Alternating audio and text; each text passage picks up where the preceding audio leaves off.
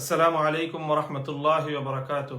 الحمد لله رب العالمين والصلاة والسلام على أشرف الأنبياء والمرسلين وعلى آله وأصحابه ومن تبعهم ودعا بدعوتهم إلى يوم الدين. أما بعد، أعوذ بالله من الشيطان الرجيم. بسم الله الرحمن الرحيم. إن تنصروا الله ينصركم ويثبت أقدامكم. صدق الله العظيم. প্রিয় দর্শক ও শ্রোতা মণ্ডলী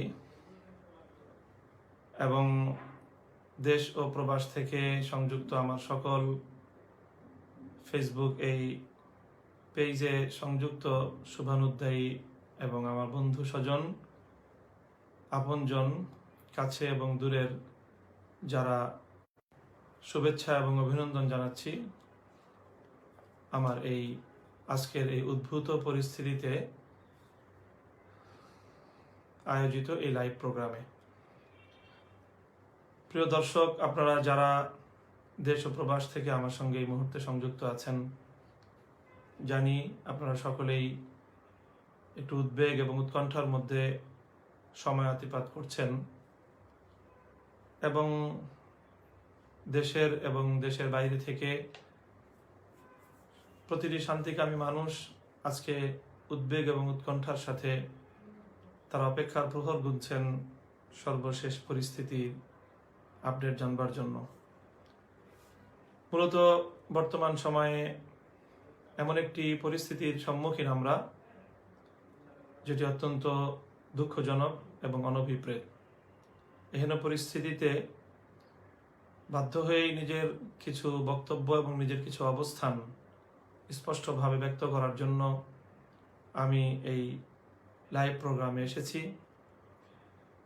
আশা করব যে আমার আজকের বক্তব্যের মাধ্যমেও ইনশাআল্লাহ অনেক প্রশ্নের উত্তর পাওয়া যাবে এবং অনেক সন্দেহ এবং সংশয়ের অপনোদন হবে।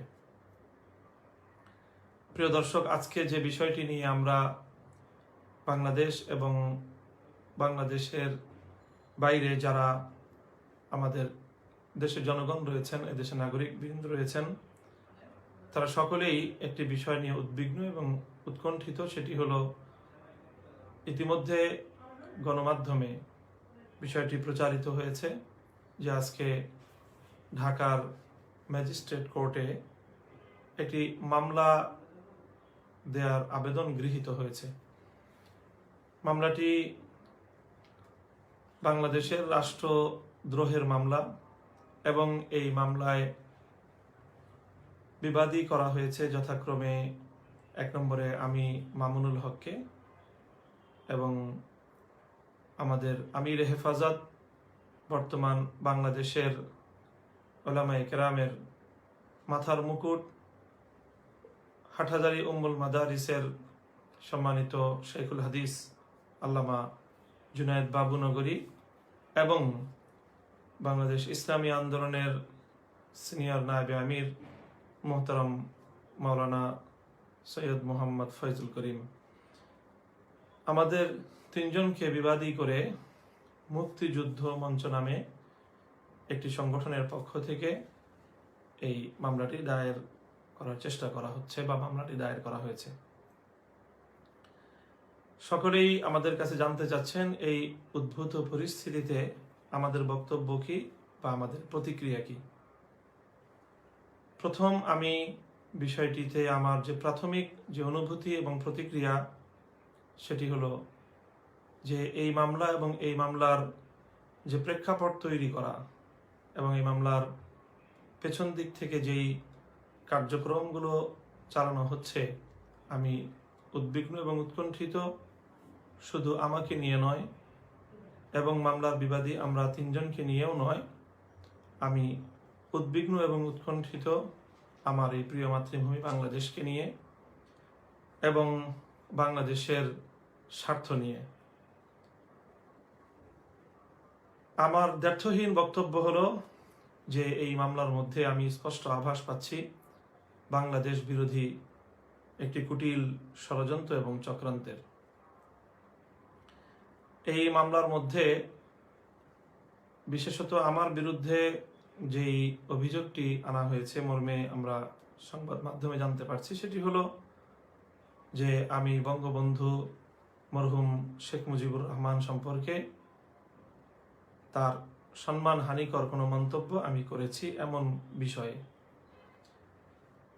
এবং সৈয়দ ফয়জুল করিম সাহেব সম্পর্কেও একই ধরনের অভিযোগ আনা হয়েছে। আর সবচেয়ে ভয়ঙ্কর যে জায়গাটি এই মামলার মধ্য থেকে আমার কাছে স্পষ্ট হয়েছে সেটি আমির হেফাজত আল্লামা জুনায়েদ বাবু নগরীর ব্যাপারে যে অভিযোগটি সেখানে উল্লেখ করা হয়েছে। মামলার আইনজীবী তিনি তার বক্তব্যের মাধ্যমে গণমাধ্যমের সামনে তুলে ধরেছেন, সেটি হলো যে আল্লামা জুনায়েদ বাবু নগরী তিনি মদিনা সনদে বাংলাদেশকে চালানোর জন্য দাবি করেছেন বা মদিনা সনদে বাংলাদেশ চলবে বলে মন্তব্য করেছেন। তো বাংলাদেশের কনস্টিটিউশন এবং সংবিধানের বিরুদ্ধাচারণ আখ্যায়িত করে ওনাকেও এই রাষ্ট্রদ্রোহের মামলায় বিবাদী করা হয়েছে। এখানে আমার বক্তব্য হলো মদিনা সনদে রাষ্ট্র চালানোর কথা বলাটা, এটাকে কেন তারা এভাবে হাইলাইট করলো বা এটাকে কেন চিহ্নিত করলো এবং এটাকে কেন তারা আজকে রাষ্ট্রদ্রোহ হিসেবে চিহ্নিত করার চেষ্টা চালাচ্ছে। সুপ্রিয় দর্শক, এটি অত্যন্ত স্পষ্ট একটি বিষয় এবং গোটা দেশ এবং জাতি আমরা একটি কথা জানি, সেটি হলো যে এই মদিনা সনদে বাংলাদেশের রাষ্ট্রীয় কার্যক্রম পরিচালনার যে কথা, এটি আজ প্রথমবারের মতো আল্লামা জুনায়েদ বাবু নগরী বলছেন বিষয়টি তা নয়, বরং অনেক পূর্বেই এই বিষয়ে অত্যন্ত স্পষ্ট এবং দ্ব্যর্থহীন বক্তব্য রেখেছেন গণপ্রজাতন্ত্রী বাংলাদেশ সরকারের মাননীয় প্রধানমন্ত্রী শেখ হাসিনা। তার সেই বক্তব্য এখনো পর্যন্ত নেট দুনিয়ায় এবং ভার্চুয়াল জগতে মানুষের হাতে হাতে, মানুষের চোখে চোখে এবং মানুষের কানে কানে ভাসছে। সুতরাং আজকে এই যে মদিনা সনদে রাষ্ট্র পরিচালনার কথা বলাকে সংবিধান বিরোধী এবং রাষ্ট্র বিরোধী আখ্যা দেওয়াটা, এটিকে যারা কেবলমাত্র জুনায়েদ বাবু নগরী অথবা হেফাজতে ইসলামের বিরুদ্ধাচারণ বলে ভাবছেন, আমি বলবো আপনারা বিষয়টিকে আরেকটু গভীরভাবে উপলব্ধি করার চেষ্টা করুন। এটি কেবল একজন আল্লামা জুনায়েদ বাবু নগরীর বিরুদ্ধাচারণ নয়, এটি কেবল হেফাজতে ইসলামের বিরুদ্ধাচারণ নয়, এটি বাংলাদেশের রাষ্ট্র এবং সরকারের বিরুদ্ধাচারণ।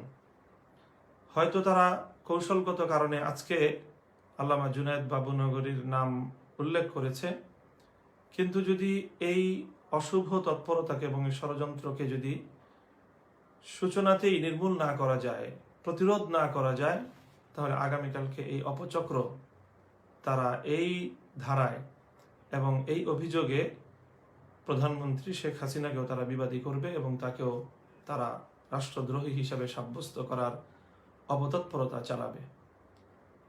যদি এই হয় তাদের লক্ষ্য, এবং সেটা তাদের বক্তব্যের মাধ্যমে স্পষ্ট আভাস পাওয়া যাচ্ছে। সুতরাং আমি স্তম্ভিত, আমি ভাষায় ব্যক্ত করার কোনো শব্দ আমার কাছে নেই যে এই ষড়যন্ত্রটি আসলে কতটা গভীরে।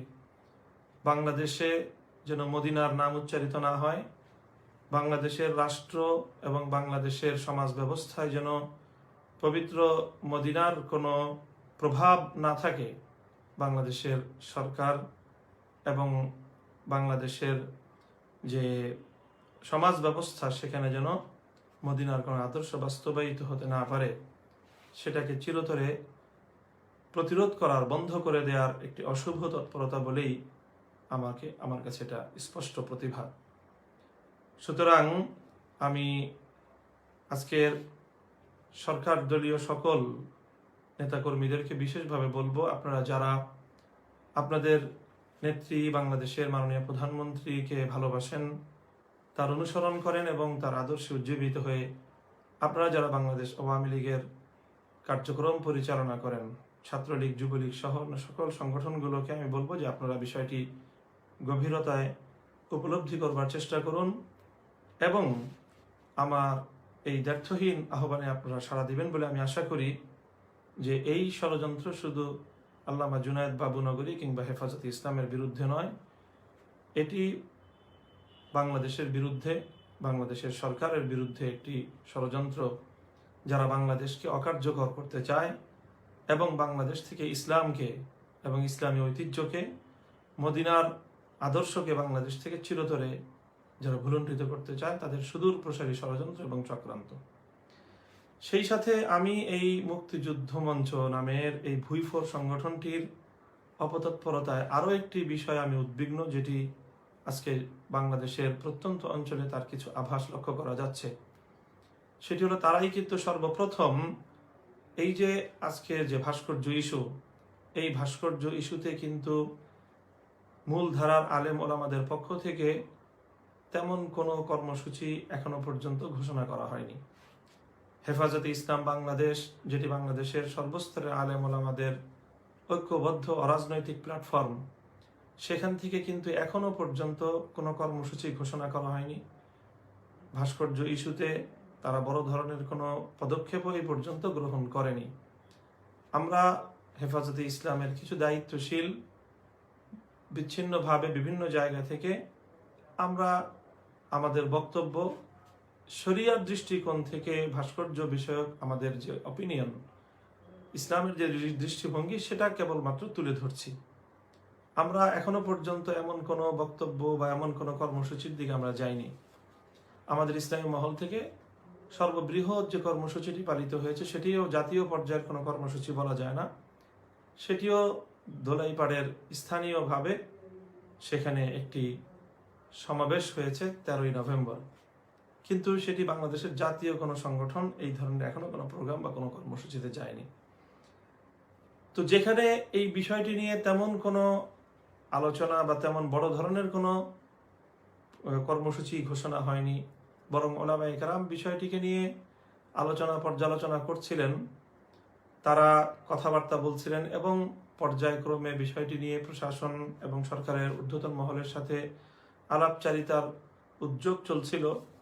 সেই সময়েই এভাবে মুক্তিযুদ্ধ মঞ্চ রণহুঙ্কার ছেড়ে মাঠে নেমে আসা এবং মাঠে নেমে এসেই আলেম ওলামাদের বিরুদ্ধে একের পর এক উস্কানিমূলক কথা বলা, বিষোদ্গার করা, বিশেষ করে বাংলাদেশের লক্ষ লক্ষ কোটি কোটি জনতার হৃদয়ের মণি শাইখুল হাদিস আল্লামা আজিজুল হক রহমতুল্লাহ আলাই এবং মরহুম সৈয়দ ফজলুল করিম পীর সাহেব চরমনাই রহমতুল্লাহ আলাই, এই দুই মহান ইসলামী ব্যক্তিত্ব সম্পর্কে যে অকথ্য ভাষায় তারা বিষোদ্গার করেছে, যা এদেশের কোটি জনতার মুসলমানদের হৃদয়ে মারাত্মকভাবে আঘাত করেছে।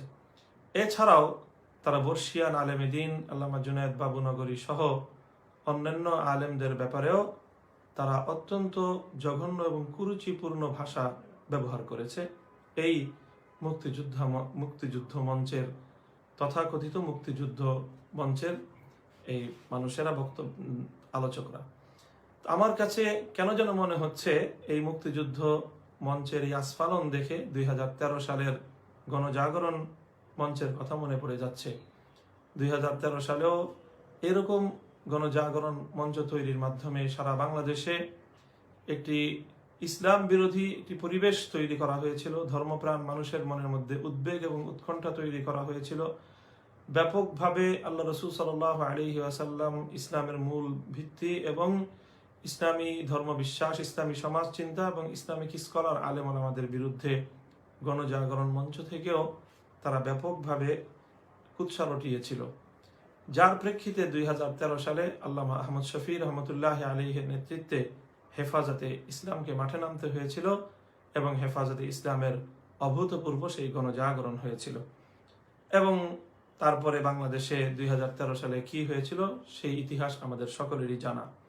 আমার কাছে মনে হচ্ছে যে আজকে 2020 সালে এসে এই ভুইফোর মুক্তিযুদ্ধ মঞ্চ তারাও এরকম একটি উত্তেজনাকর, একটি অস্থিতিশীল পরিবেশ তৈরি করবার জন্য বাংলাদেশের বহির্শক্তির কোনো এজেন্ডা নিয়ে তারা ময়দানে অবতীর্ণ হয়েছে, এটি আমার আশঙ্কা।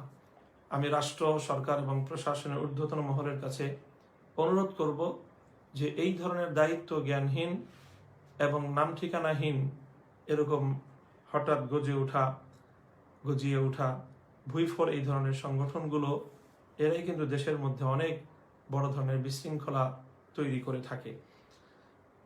কাজেই প্রথম কথা তো হলো রাষ্ট্রদ্রোহের এই মামলা নিয়ে আমরা বারবার বলছি, আমাদের বক্তব্যের প্রতি কর্ণপাত না করে আমাদের বক্তব্যকে নিজেদের মন মতো করে তারা কাটিং করে আকপিস বাদ দিয়ে নিজেদের মন করা ব্যাখ্যায় আমাদের বক্তব্যগুলোকে তারা বিকৃত রূপে এটাকে উপস্থাপন করে আখ্যায়িত করে রাষ্ট্রদ্রোহের মামলার যে বুনিয়াদ তারা সাজিয়েছে।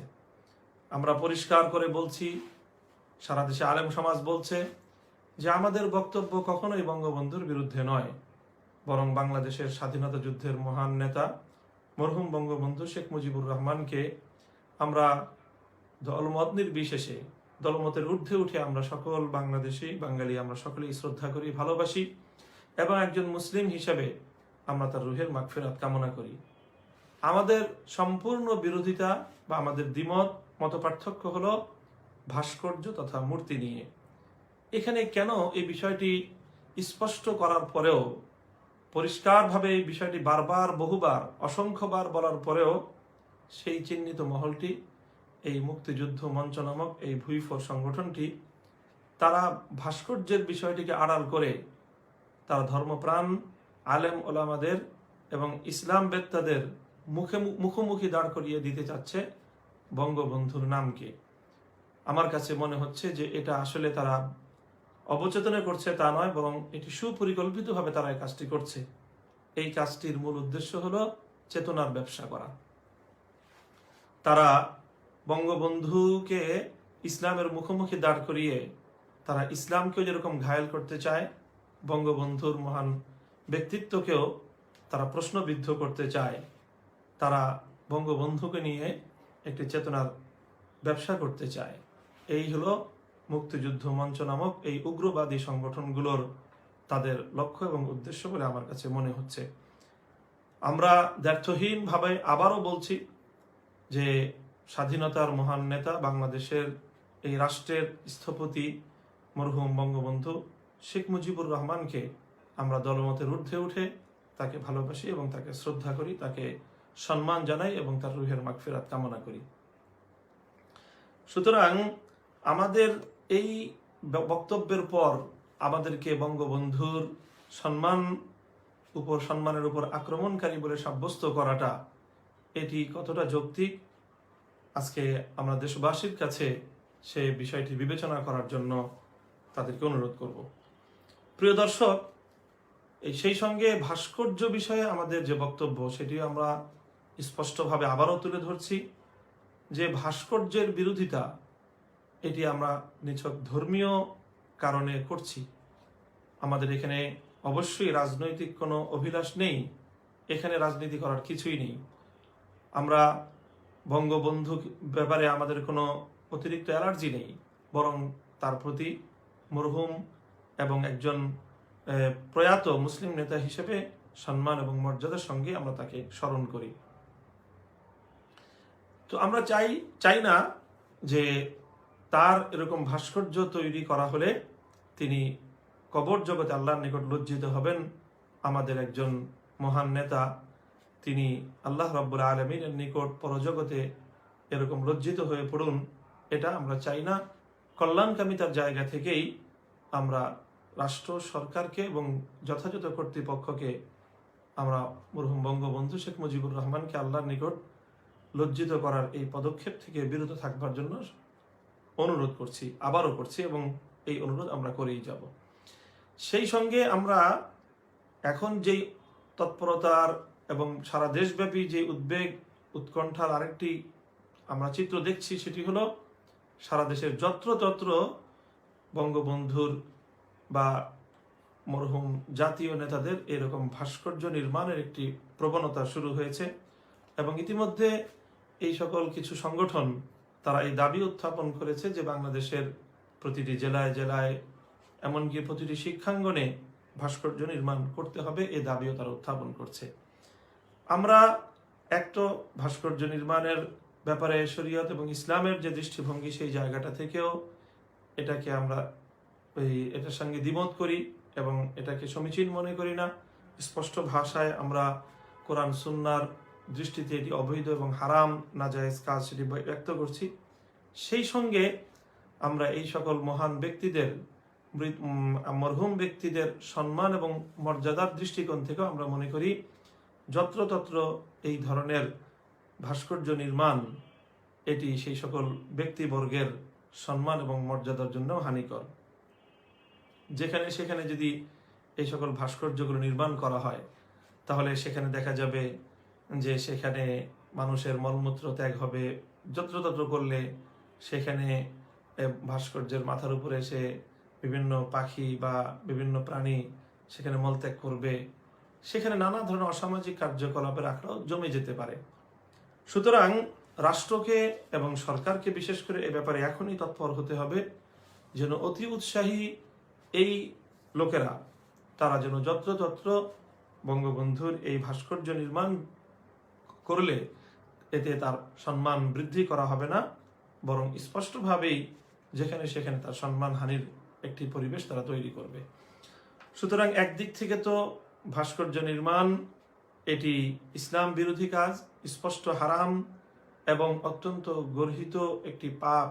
এই পাপের কাজ ইসলামের দৃষ্টিতে, কোরআন এবং সুন্নাহর দৃষ্টিতে এবং ইসলামিক সকল স্কুল অফ থটের সকল ইসলামিক স্কলারগণ সর্বকালের সর্বযুগের 1400 বছরের সকলের এটি ঐক্যমতের সিদ্ধান্ত, এখানে দ্বিমতের কোনো অবকাশ নেই।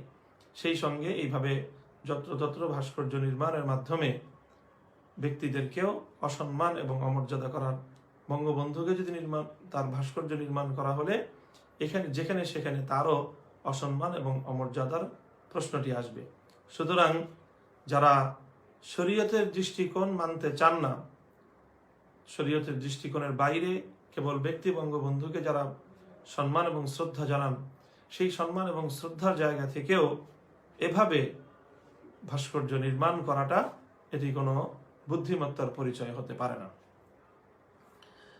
পরবর্তী আরেকটি যে প্রসঙ্গ আজকে এই গতকাল থেকে গোটা দেশের মিডিয়াতে তোলপাড় সৃষ্টি হয়েছে সেটি হলো, আমরা জানি যে বাংলাদেশের দক্ষিণাঞ্চলের জেলা শহর কুষ্টিয়ায় বঙ্গবন্ধুর নির্মাণাধীন একটি ভাস্কর্য, এটাকে আক্রমণ করা হয়েছে এবং ভাস্কর্য ভাঙা হয়েছে।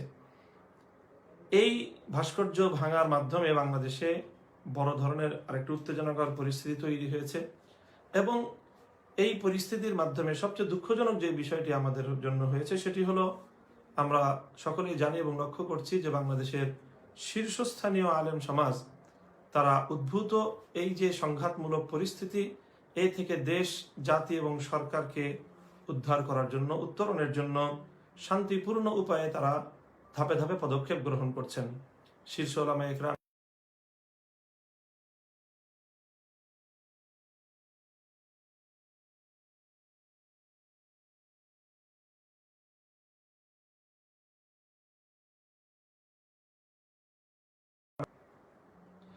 শীর্ষস্থানীয় ওলামায়ে ইকরামের পক্ষ থেকে ভাস্কর্য বিষয়ক একটি ঐক্যবদ্ধ ফতোয়া ইতিমধ্যে প্রচার করা হয়েছে। সেই সঙ্গে গত 5ই ডিসেম্বর বাংলাদেশের সম্মিলিত কওমি মাদ্রাসা শিক্ষা বোর্ড আল হাইয়াতুল উলিয়ার সম্মানিত চেয়ারম্যান আল্লামা মাহমুদুল হাসান হাফিজাহুল্লাহর ডাকে বাংলাদেশের প্রায় সকল শীর্ষস্থানীয় ওলামায়ে ইকরাম একসঙ্গে বসে তারা মাননীয় প্রধানমন্ত্রী বরাবর সম্মিলিত একটি পত্র প্রেরণ করার সিদ্ধান্ত নিয়েছেন। সেই সঙ্গে একটি প্রস্তাবনা তৈরি করেছেন এবং সেই প্রস্তাবনা নিয়ে প্রধানমন্ত্রীর সঙ্গে তারা আলাপ আলোচনার একটি উদ্যোগ তারা গ্রহণ করেছেন এবং সেই উদ্যোগটি বাস্তবায়নের পথে। এই সময়ে যখন আলোচনার মাধ্যমে শান্তিপূর্ণ ভাবে চলমান এই বিতর্কটির সুন্দর একটি নিরসন আমরা আশা করছিলাম, ঠিক ওই সময়ে এভাবে রাতের অন্ধকারে কুষ্টিয়ায় নির্মিতব্য বঙ্গবন্ধুর ভাস্কর্য ভাঙার মাধ্যমে যে একটি অনভিপ্রেত পরিস্থিতি তৈরি করা হয়েছে, এটি অনাকাঙ্ক্ষিত এবং দুঃখজনক এবং অত্যন্ত নিন্দনীয়।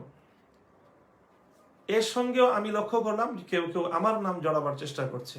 আমি অত্যন্ত দ্ব্যর্থহীনভাবে বলছি যে আমার কোনো বক্তব্যের মাধ্যমে বা আমার কোথাও কোনো কথায় আমি এভাবে আইন হাতে তুলে নেওয়ার কোনো কথা কোশ্চিনকালেও আমি বলিনি এবং এটা কোনো দেশপ্রেমিক মানুষ, দেশের আইন এবং শৃঙ্খলার প্রতি শ্রদ্ধা প্রদর্শনকারী কোনো ব্যক্তি এটা করতে পারে না।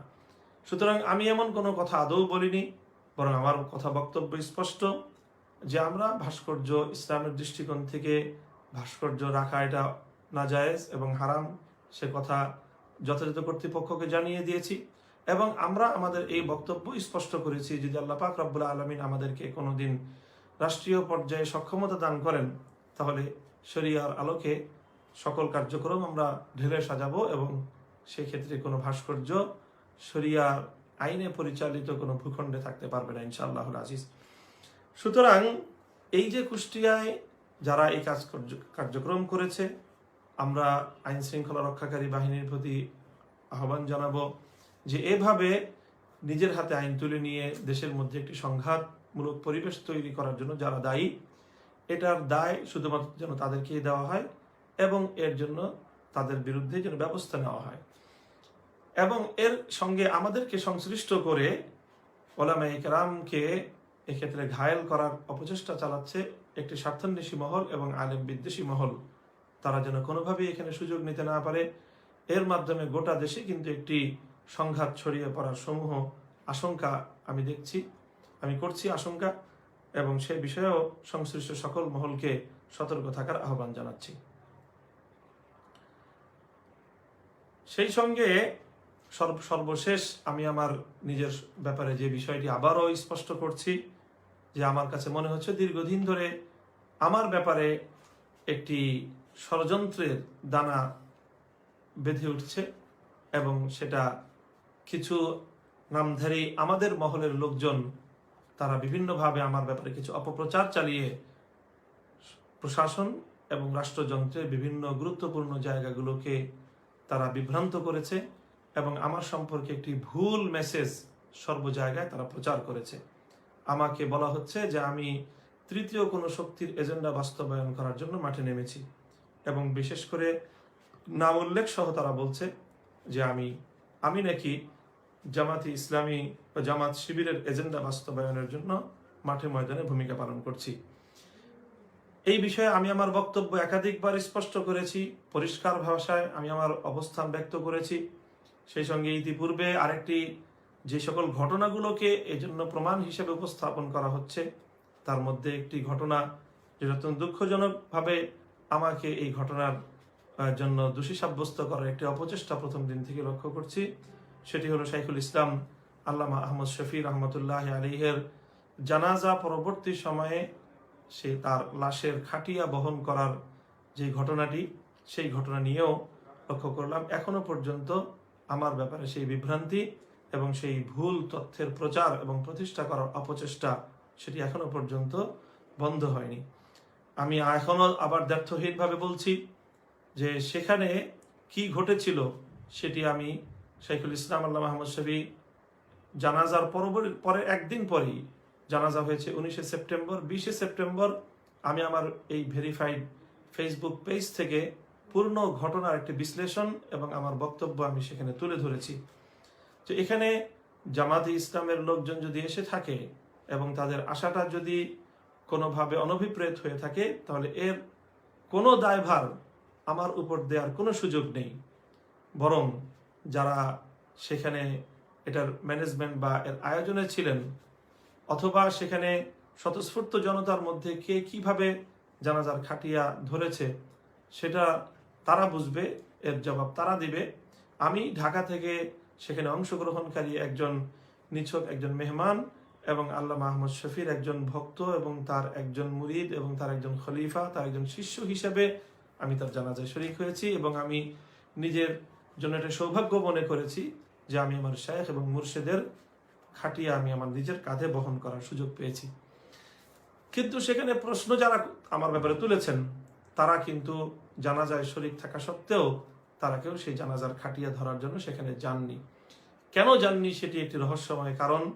অনেককেই দেখলাম দূরে দাঁড়িয়ে তারা আমার ব্যাপারে প্রশ্ন তুলেছেন, অথচ তারা সেখানে খাটিয়া স্পর্শ করতে যাননি, খাটিয়া তুলতে তারা যাননি। সেখানে শাইখুল ইসলাম আল্লামা আহমদ শফির পরিবার